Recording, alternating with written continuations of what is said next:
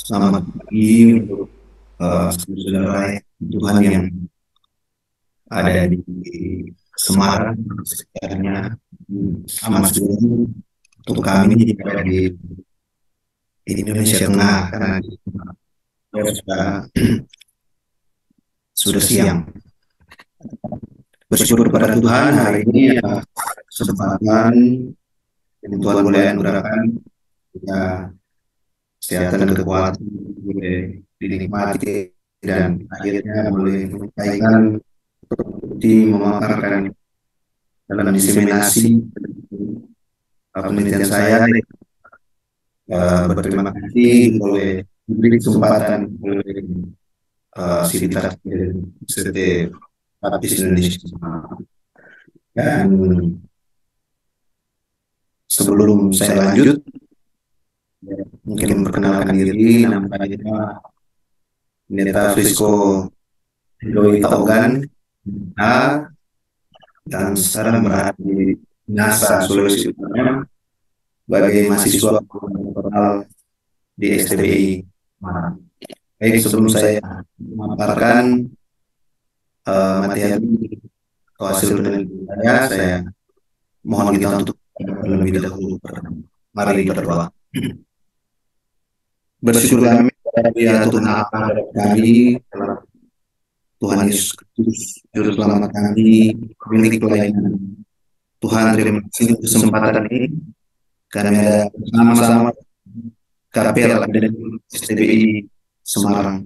Dan pada kesempatan ini, hamba saya menyampaikan dalam kegiatan diseminasi penelitian. Tuhan, mohon tuntunanmu berkati hamba supaya dapat menjelaskan apa yang akan dipaparkan dengan baik, dan berharap ini berguna bagi kami akademik STBI maupun juga berharap berguna bagi masyarakat.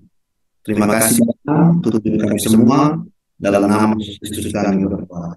Amin. Baik, izinkan saya share ini, dan mungkin mohon saya izin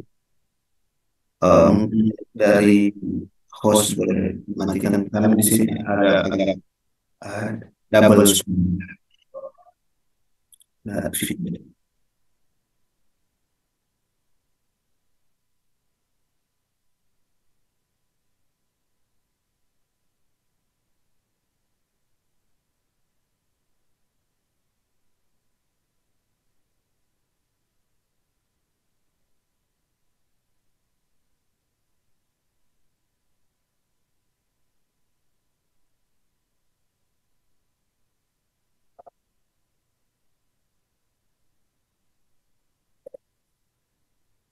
baik, saya akan memulai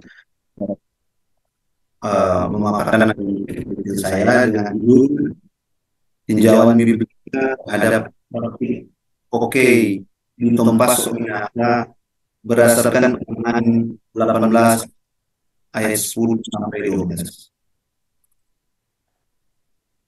Ya, sudah dikenal tadi.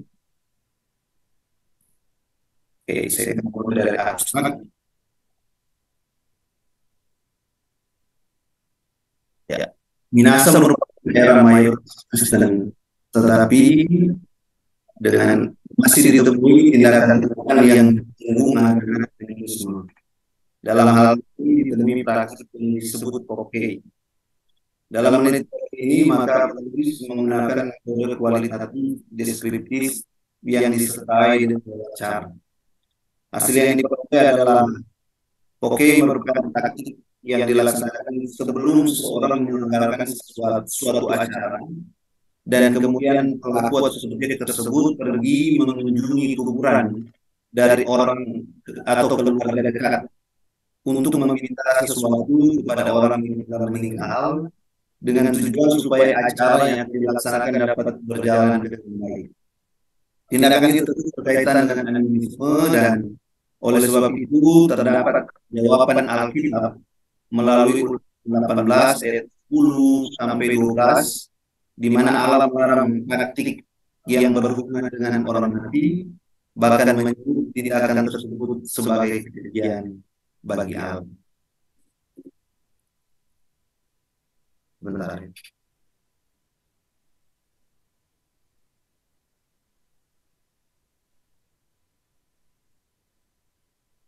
Ya, saya lanjut.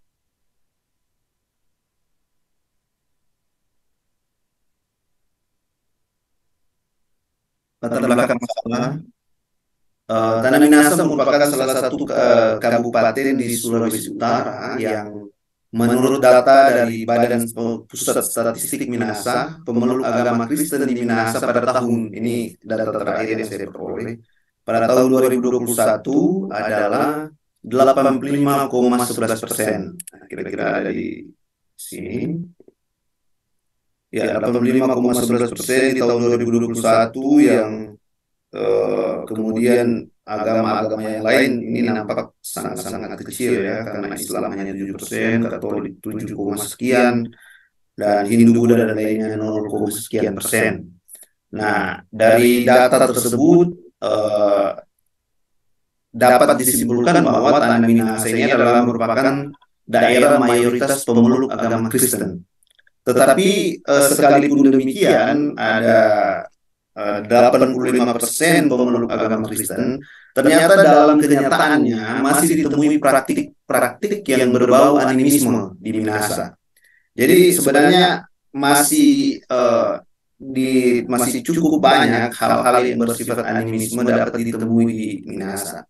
Masyarakat Minahasa sebenarnya termasuk masyarakat yang memanfaatkan cerita rakyat sebagai sarana untuk melakukan pewarisan budaya. Jadi budaya ini diwariskan turun-temurun menggunakan atau menggunakan cerita rakyat yang kemudian pewarisannya dipakailah metode dari mulut ke mulut. Jadi biasanya ada apa?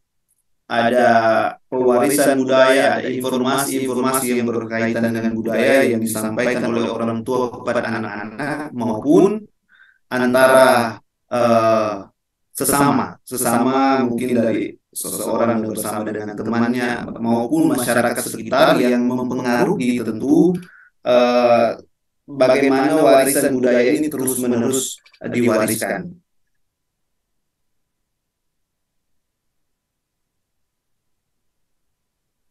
Nah, ada seorang yang telah meneliti bernama Ratu Walangon berkata bahwa masyarakat Minahasa yang telah berkepercayaan Kristen dihadapkan dengan suatu pilihan antara melestarikan eksistensi budaya Minahasa dan pertumbuhan iman dalam kekristenan. Jadi seiring dengan perkembangannya kekristenan di Minahasa ini mulai ada menjadi polemik antara melestarikan budaya Minahasa maupun eh, pertumbuhan iman dalam kekristenan. Jadi menurut Ratu Walangon, keduanya saling bersinggungan, bahkan dilema ini berpotensi mengganggu identitas masyarakat Minahasa dan kemudian mengganggu identitas masyarakat Minahasa Kristen.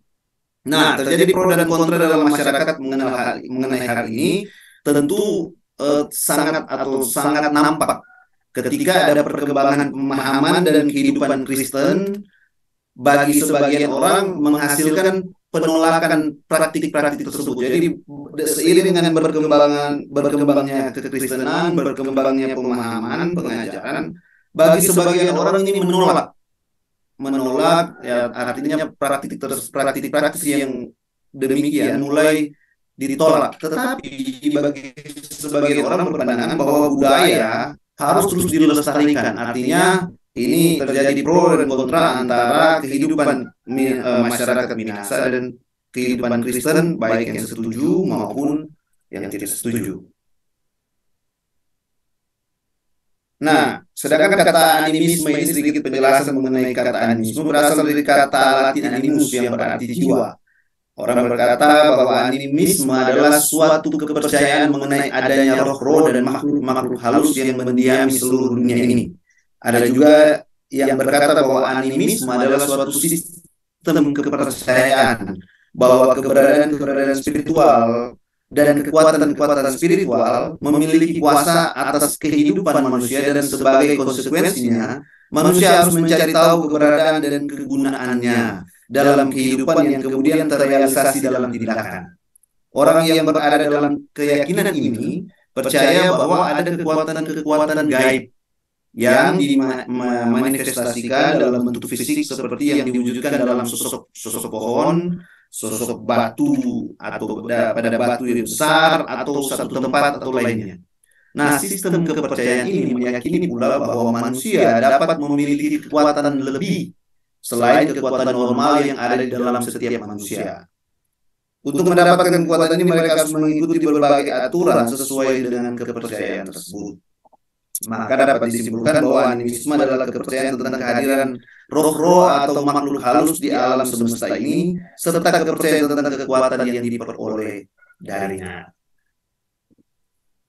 Nah, kepercayaan terhadap roh-roh dan kekuatan yang diperoleh dari keyakinan ini nampak muncul di Minahasa karena terdapat fakta, mungkin ada cukup banyak, tapi saya mengambil dua saja fakta tentang praktik-praktik yang berbau animisme dapat dilihat dari beberapa penelitian yang ada sebelumnya.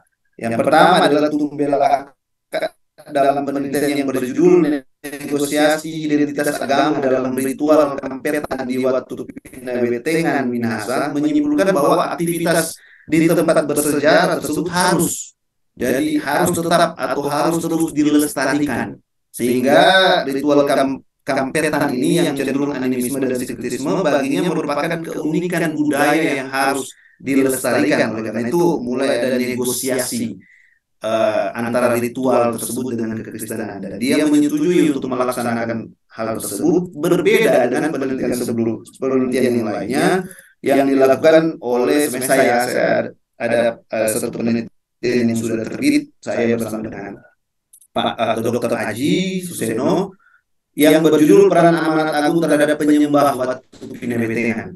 Nah, dalam kesimpulannya saya berkesimpulan bahwa aktivitas di sana, terutama ritual penyembahan kepada leluhur, adalah sesuatu yang bertentangan dengan kekristenan. Ritual yang dilaksanakan dalam upacara tersebut disebut kampetan. Nah, kampetan adalah ritual di mana salah satu peserta atau bisa saja pemimpin ritual dirasuki atau mengalami transfigurasi arwah leluhur.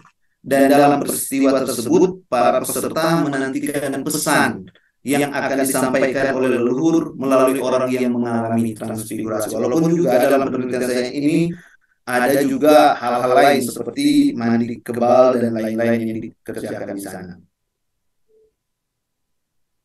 Nah, oleh sebab itu dapat terlihat bahwa praktik yang berkaitan dengan animisme masih hadir di daerah Minahasa, yang notabene adalah daerah religius sebenarnya. Dan dalam penelitian ini, peneliti akan meneliti salah satu praktik juga yang terjadi di Tompaso, ini kecamatan ya, di Tompaso ini kecamatan di Kabupaten Minahasa, yaitu praktik yang bernama Pokei. Nah, Pokei ini merupakan salah satu praktik yang dilaksanakan oleh sebagian besar orang Tompaso sebelum mereka menyelenggarakan suatu acara yang dalam acara tersebut akan mengundang atau menghadirkan banyak orang. Orang Kristen di daerah tersebut melaksanakan dengan tujuan untuk acara dapat terselenggara dengan baik. Nah, hal ini terus menjadi polemik karena aktivitas tersebut dilaksanakan dengan tindakan yang berbau animisme, tetapi justru para pelaksananya adalah orang-orang yang berlatar belakang Kristen. Oleh sebab itu, bagian ini diangkat untuk menjawab hal-hal yang masih mengganggu hubungan dengan praktik ini. Nah, ada tujuan penelitian yang ada untuk penelitian ini, yaitu agar dapat mengungkap bagaimana pelaksanaan dan kepercayaan masyarakat Tompaso Minahasa mengenai praktik Pokei. Kemudian agar dapat memperoleh informasi faktor-faktor yang mempengaruhi sehingga masyarakat harus melakukan praktik ini. Yang terakhir adalah agar memperoleh pemahaman yang benar berdasarkan Alkitab berkenaan dengan praktik Pokei. Metode penelitian dalam pelaksanaan penelitian ini membutuhkan strategi dalam hal desain riset dan pengumpulan data. Oleh sebab itu, dalam penelitian ini akan menggunakan metode penelitian kualitatif deskriptif di mana peneliti juga akan mengadakan wawancara kepada beberapa orang yang melakukan praktik ini, dan kemudian melakukan tinjauan biblika berdasarkan metode hermeneutik dan tinjauan pustaka melalui tulisan-tulisan yang relevan. Ya, masuk kepada pembahasannya. Poke ini sebenarnya adalah istilah umum ya yang sebenarnya punya makna yang positif. Jadi kata poke ini sebenarnya berarti menghormati satu sama lain. Jadi setiap orang di Minahasa, ini budaya yang ada di Minahasa, setiap orang harus menghormati orang lain. Misalnya ketika seorang bertemu seseorang yang lebih tua atau bertemu dengan orang lain di jalan, dia harus menyapa atau memberi hormat kepadanya terlebih dahulu. Ini disebut masiri atau mapoke. Jadi ini sebenarnya istilah umum yang sebenarnya normal dan biasa dilakukan oleh orang Minahasa ketika memberi sapaan kepada orang yang lain. Tetapi ungkapan poke ini yang berarti menyapa atau memberi salam dan memberi hormat ternyata telah menjadi salah satu praktik yang berbau animisme di kalangan orang Kristen di Tompaso, Kabupaten Minahasa. Karena tindakan memberi hormat ini tidak hanya dilaksanakan kepada sesama manusia yang masih hidup. Karena kenyataannya praktik poke atau ungkapan poke ini telah dilaksanakan terhadap orang yang telah meninggal. Nah, bagaimana pelaksanaan praktik poke menurut apa yang penelitian saya kepada pelaku kegiatan tersebut, yaitu pelaksanaannya adalah pelaksanaan poke dilakukan dengan cara mengadakan ziarah ke kuburan untuk mengadakan poke atau menyapa seperti tadi yang sudah saya artikan, atau memberi hormat juga. Dan secara khusus dalam kegiatan ini pelaku atau subjek mengajukan permintaan jadi mengadakan ziarah ke kuburan dan mengajak beberapa keluarga, dan kemudian pergi tentu ke kuburan dari keluarga yang dekat, yang telah meninggal sebelum acara dilaksanakan. Dan ini ada permintaan yang nantinya disampaikan. Jadi keluarga dekat yang dimaksud adalah bisa saja yang sudah meninggal, papanya, mamanya, atau neneknya, kakeknya, kakak, atau adiknya. Jadi ada beberapa permintaan yang nantinya disampaikan di kubur tersebut. Nah, poke akan dilaksanakan ketika atau latar belakangnya ketika subjek akan mengadakan suatu acara yang mengumpulkan banyak orang, mengundang banyak orang, dan kemudian sebelum acara dilaksanakan dia harus melaksanakan praktik poke dulu. Nah, acara yang mengumpulkan banyak orang yang biasanya terjadi atau fakta yang terjadi adalah acara berupa pernikahan, syukuran ulang tahun, kedukaan, karena kadang-kadang bukan kadang-kadang di Minahasa ada beberapa kegiatan-kegiatan sesudah atau dari ibadah pemakaman dan seminggu dan sampai 40 hari setahun itu dilaksanakan, atau ibadah-ibadah yang menyangkut kegiatan Kristen di Minahasa. Nah, dalam kegiatan tersebut seorang yang menjadi pusat acara akan pergi bersama dengan keluarga yang lain ke kuburan untuk melaksanakan poke ini, praktik poke ini. Nah, dalam pembicaraan tersebut pelaksana poke meminta izin kepada arwah atau kepada yang dipercaya, orang mati, dari keluarga dekat yang telah lebih dahulu meninggal. Dan adapun isi dari izin tersebut adalah yang pertama meminta untuk kiranya acara yang diselenggarakan dapat berjalan dengan baik. Nah, dalam poke tersebut subjek meminta supaya keluarga dekat ini yang sudah meninggal ada baiknya tidak mengunjungi, tidak datang, dan tidak mengganggu acara yang akan dilaksanakan. Jadi yang dimaksud di sini adalah mulai dari persiapannya, mungkin memasak, membangun tenda dan lain sebagainya, sampai pada acara pada hari H. Diharapkan permintaan ini supaya dikabulkan untuk tidak hadir. Justru mereka diminta untuk tidak hadir. Tetapi permintaan apabila mereka akhirnya akan tetap datang, ada permintaan lain yang disampaikan oleh pelaku ini bahwa mereka meminta untuk jangan menyentuh pemilik acara.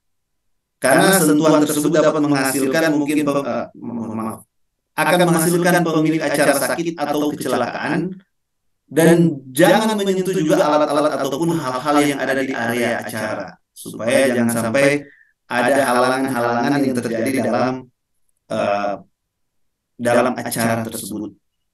Nah, dalam pelaksanaan poke awalnya mereka menggunakan, jadi ketika mereka meminta supaya acara boleh berjalan dengan baik, orang yang datang ke kuburan tersebut awalnya menggunakan bahasa asli Minahasa untuk berbicara dengan orang yang telah meninggal, yang diyakini telah meninggal itu, dia yang diyakini adalah rohnya, tetapi dalam perkembangannya terjadi perubahan, yaitu orang akan berbicara sesuai dengan situasi dari orang yang telah meninggal. Maksudnya adalah jika yang dikunjungi adalah orang yang sudah sangat lanjut usia dan di saat dia hidup dalam bahasa sehari-harinya adalah bahasa asli Minahasa, maka pelaku poke akan menggunakan bahasa tersebut. Tetapi jika yang didatangi adalah orang yang biasa dalam menggunakan bahasa sehari-hari waktu dia hidup, maka pelaku poke akan menyesuaikan dengan uh, siapa yang mereka kunjungi di kuburan tersebut. Nah, tujuan dari pelaksanaan poke adalah tujuan dari praktik ini adalah supaya acara tersebut dapat, ya ini sudah diulang-ulang, terselenggara dengan baik, pemilik acara tetap sehat dan aman sehingga dapat menyelenggarakan acara dengan baik, dan juga acara tersebut tidak terjadi gangguan. Tetapi ada tujuan yang lain. Tujuan yang lain adalah supaya dalam pelaksanaannya makanan yang disajikan tidak rusak atau tidak cepat rusak. Ini adalah keyakinan mereka bahwa di sini ada keyakinan di masyarakat di daerah tersebut bahwa apabila tidak melaksanakan poke, maka makanan yang akan disiapkan itu akan cepat basi. Itu keyakinan mereka. Sehingga dilakukan dalam poke supaya makanan tidak cepat basi. Jadi kalau terjadi dalam acara dan makanan cepat basi, orang akan menganggap oh mereka tidak melakukan poke. Nah, ada sedikit informasi bahwa sebelum praktik ini dilaksanakan, sebelumnya praktik ini juga dilaksanakan selain untuk acara tertentu, tapi ini juga dilaksanakan sebelum orang membangun rumah. Kalau di daerah kami ada istilah peletakan batu pertama yang biasanya digunakan di zaman sekarang pakai ibadah, tapi di zaman dulu katanya ini juga dilakukan poke lebih dahulu. Jadi sebelum ada pembangunan, pemilik harus mengadakan poke agar proses pembangunan tidak terdapat gangguan-gangguan dari roh jahat dan pembangunan dapat dilaksanakan dengan lancar atau dengan baik. Namun untuk secara khusus untuk pelaksanaan dengan tujuan yang ini, tujuan pembangunan rumah sudah mulai terkikis. Mungkin faktor pemahaman dan kemudian akhirnya mulai terkikis dan sudah cenderung tidak ada lagi yang, atau mungkin sangat kurang, karena dalam ketika saya mengunjungi rata-rata berkata bahwa ini dulunya seperti ini tapi tidak dilaksanakan lagi. Ya, berdasarkan tindakan serta keyakinan dari praktik poke tersebut dapat terlihat bahwa praktik ini mengarah kepada tindakan animisme karena subjek membangun dan atau mengadakan komunikasi dan berbagai permintaan terhadap roh-roh orang mati. Nah, sebagai diskusi ini dengan Alkitab atau tinjauan Biblika dari Ulangan 18 ayat 10 sampai 12. Dalam Ulangan 18 ayat 10 sampai 12, Musa berbicara kepada umat Israel di masa akhir pengembaraan 40 tahun mereka di padang gurun. Sebelum masuk ke tanah Kanaan, Musa dipakai Allah untuk memberitakan pesan Allah kepada orang Israel untuk menjadi perhatian dan juga awasan bagi mereka sebelum memasuki tanah Kanaan. Jadi latar belakang dari kitab Ulangan adalah selama 40 tahun orang Israel telah mengembara di padang gurun. Nah, sekarang di kitab Ulangan ini waktu Musa menyampaikan berita Allah, tiba saatnya mereka akan mencapai tujuan utama. Jadi sejak mereka keluar dari Mesir, tujuan utama adalah masuk ke tanah Kanaan. Pada saat itu Musa mengumpulkan orang Israel dan menyampaikan beberapa khotbah kepada mereka. Amanat dan peristiwa-peristiwa yang diceritakan di dalamnya terjadi pada bulan terakhir dari pengembaraan 40 tahun orang Israel. Nampaknya ini sudah sangat dekat untuk masuk ke tanah Kanaan. Nah, di sini Musa sangat optimis memandang hari depan umat Israel akan menyeberangi sungai Yordan dan mewarisi tanah di seberang. Sekalipun tidak dapat dipungkiri oleh Musa bahwa ada kesulitan-kesulitan yang akan dihadapi.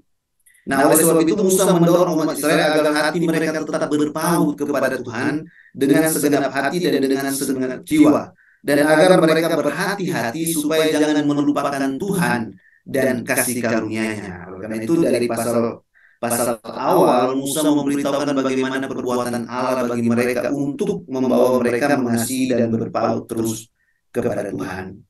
Kitab ini dimaksudkan untuk mengingatkan orang Israel akan kesetiaan Allah dan untuk mendorong mereka agar mengasihi Tuhan dengan segenap hati mereka karena bangsa ini siap memasuki tanah Kanaan.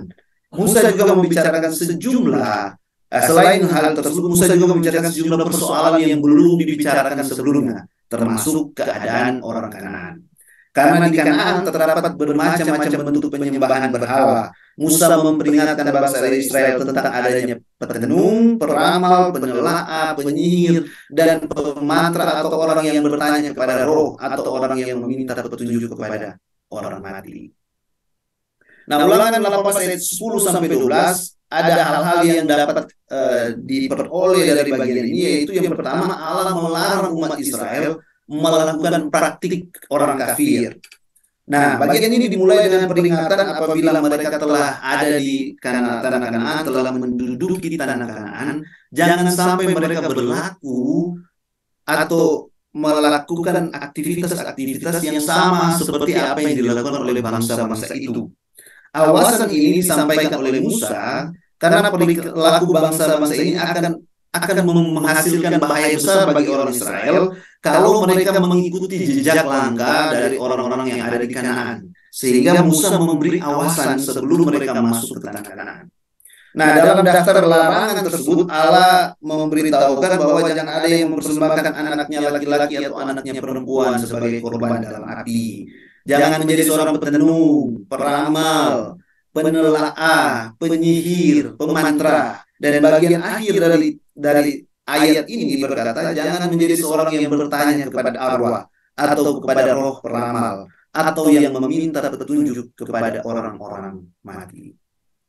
Nah, dalam daftar ini yang disampaikan oleh Musa, penekanannya tentu ditemukan dalam karakternya sebagai larangan menyeluruh terhadap semua jenis ramalan atau sihir dan juga konsultasi dengan dunia roh, seperti yang sebenarnya adalah tipikal agama orang Kanaan atau keyakinan-keyakinan bahkan praktik yang ada di Kanaan. Nah, dalam bagian ini penulis tentu hanya menitik beratkan kepada larangan Allah terhadap praktik yang berhubungan dengan komunikasi, membangun komunikasi atau bertanya kepada arwah atau meminta petunjuk orang mati. Nah, meminta petunjuk dalam bagian ini dalam bahasa Ibrani adalah daras, yang punya arti untuk melangkah, biasanya mengikuti atau mengejar atau mencari, dan secara implisit untuk mencari atau meminta. Juga dapat digunakan untuk beribadah. Dan arti-arti yang lain seperti merawat, menanyakan, melakukan penyelidikan, alih nujum, mempertanyakan, dan juga berkonsultasi. Nah, jadi kata meminta petunjuk ini berarti segala hal yang dilakukan untuk berkonsultasi, meminta petunjuk, bertanya, apalagi beribadah kepada orang yang telah mati. Hal ini termasuk dalam daftar larangan dari Allah melalui hambanya Musa dari kitab Ulangan ini. Nah, hal ini berarti Allah dengan tegas menunjukkan larangan terhadap segala praktik ilmu sihir dan melarang umatnya untuk melaksanakan komunikasi dengan orang yang telah meninggal. Allah memberikan awasan untuk mereka tidak dalam perilaku tersebut, karena Allah tahu bahwa di daerah di mana mereka akan menduduki tersebut, orang yang tinggal di sana melaksanakan praktik tersebut. Kita bisa baca di Ulangan di pasal yang sama tapi di ayat yang ke-14. Itu bukti bahwa orang di Kanaan melaksanakan praktik-praktik tersebut dan Allah memberi awasan sebelum hal itu terjadi. Nah, bagian yang kedua yang dapat diperoleh dari ayat atau teks tersebut, Alkitab menyampaikan bahwa konsultasi dengan atau hubungan dengan orang mati ada konsultasi dengan orang mati adalah kekejian bagi Allah. Itu ada di ayatnya yang ke-12. Nah, setelah Allah memberitahukan tentang larangan kepada orang Israel untuk melaksanakan praktik-praktik yang telah didaftarkan di atas, Allah memberitahukan kepada umatnya melalui Musa bahwa tindakan demikian merupakan kekejian bagi Tuhan.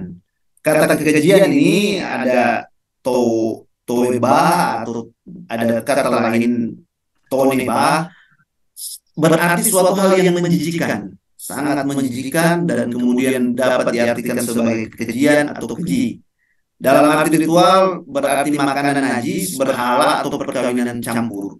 Dan dalam arti etis diartikan sebagai kejahatan. Jadi Allah menganggap dan Allah memberitahukan bahwa tindakan tersebut berarti bahwa tindakan tersebut adalah sangat menjijikan dan adalah kejahatan bagi Allah. Jadi ketika orang membangun komunikasi dengan orang mati, hal ini sangat sangat menjijikan bagi Allah, atau itu adalah bagian dari kejahatan terhadap Allah. Nah, Israel dilarang melaksanakan praktik tersebut karena tindakan tersebut juga merupakan alasan penghakiman Allah atas orang Kanaan yang akan terlihat dalam pengusiran mereka dari tanah itu. Jika orang Israel mengadopsi praktik tersebut, ini adalah kejahatan bagi Allah. Dan kita masuk kepada kesimpulan dari berdasarkan kajian di atas, maka dapat diperoleh kesimpulan bahwa poke adalah praktik yang dilaksanakan sebelum mengadakan suatu acara dan dengan cara pergi ke kuburan dari keluarga dekat untuk berkomunikasi dengan orang yang telah meninggal sebagai saran untuk mengajukan permintaan-permintaan tertentu untuk tujuan suksesnya acara tersebut. Nah, tindakan tersebut adalah tindakan animisme yang mempercayai bahwa terdapat sarana untuk berkomunikasi dengan orang-orang yang telah meninggal. Dan kesimpulan yang terakhir adalah Alkitab sebenarnya memberi jawaban bahwa tindakan tersebut dilarang oleh Allah karena tindakan tersebut adalah sesuatu yang menjijikan atau kekejian atau kejahatan bagi Allah. Ada saran dari hasil penelitian di atas, maka ditentukan beberapa saran untuk dapat dipertimbangkan hubungan dengan praktik poke. Yang pertama adalah para pendeta atau pengajar Kristen kiranya dapat memberi pengajaran yang alkitabiah untuk memberi pemahaman yang benar berkenaan dengan praktik ini.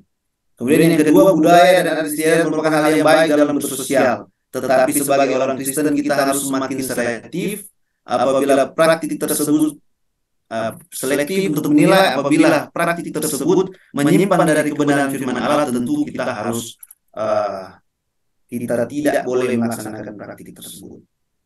Mungkin ada rekomendasi juga dari saya bahwa melalui pengamatan di lapangan masih terdapat praktik lainnya di Minasa seperti yang sudah saya sampaikan tadi yang bersinggungan dengan animisme yang dapat dijadikan penelitian yang baik. Dan akhirnya terima kasih atas kesempatan. Tuhan kiranya memberkati kita semua. Demikian pemaparan dari saya, dan jika ada waktu dan kesempatan diberi kesempatan untuk saudara-saudara untuk bertanya. Terima kasih banyak. Tuhan memberkati.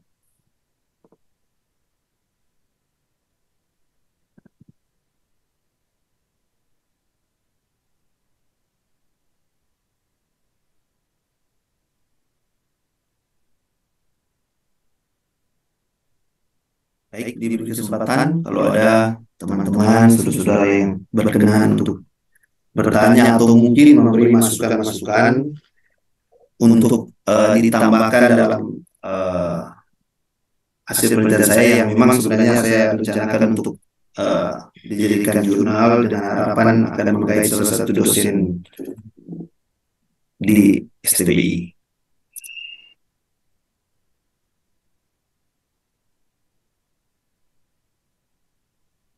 Ya, jika tidak ada pertanyaan, mungkin saya akan mengakhiri dengan berdoa menutup diseminasi penelitian yang pada kesempatan ini dipersilakan kepada saya.